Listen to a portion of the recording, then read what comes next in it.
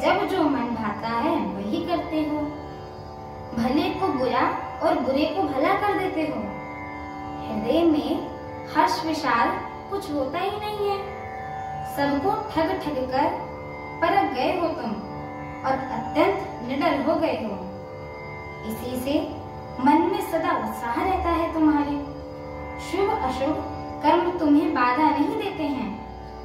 अब तक तुमको किसी ने ठीक नहीं किया था, अब कि तुमने अच्छे घर बैना कर दिया, अर्थात मेरे जैसा जबरदस्त आदमी से छेड़खानी की है। अतः अपने किए का फल अवश्य पाओगे। जिस शरीर को धारण करके तुमने मुझे ठगा है, तुम भी वही शरीर धारण करके, यह मेरा शाप है। तुमने हमारा रूप बंदर सा बना दिया था, इसी से बंदर ही तुम्हारी सहायता करेंगे। मैं जिस स्त्री को चाहता था उससे मेरा वियोग कराकर तुम मेरा बड़ा अहित किया है, इसी से तुम भी स्त्री के वियोग में दुखी होगे। शाप को सिर चढ़ाकर हृदय में हर्षित होते हुए प्रभु नारद जी से बहुत विनती की और कृपा निधान भगवान ने अपनी माया की प्रबलता खींच ली। जब भगवान ने अपनी माया को हटा दिया तब वहाँ न लक्ष्मी जी ही थी न राजकुमारी जी ही थी।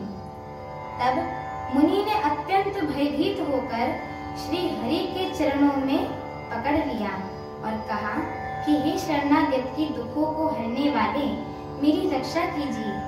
हे कृपालु, मेरा शाप मिथ्या हो जाए। जब दीनों पर दया करने वाले भगवान ने कहा कि यह सब मेरी ही इच्छा से हुआ है। मुनि ने कहा, मैंने आपको अनेक खोटे वचन कह दिए, मेरे पाप कैसे मिटेंगे प्रभु?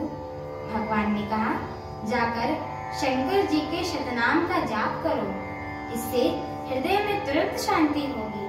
शिव जी के समान मुझे कोई दूसरा प्रिय नहीं है, इस विश्वास को भूलकर भी मत छोड़ना। हे मुनि, शिव जी जिस पर कृपा नहीं करते वह मेरी भक्ति नहीं पा सकता।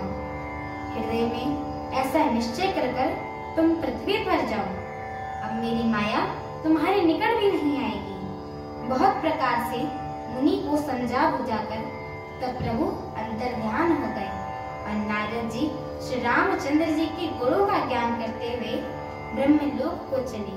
मेरी आगे की कथा सुनने के लिए मेरे चैनल को लाइक, शेयर, सब्सक्राइब और कमेंट अवश्य करें। बोलिए सियावर रामचंद्र की जय हो। पवन सुत हनुमान की जय हो। माता जानकी की जय हो। जय श्री राम। जय श्री राम।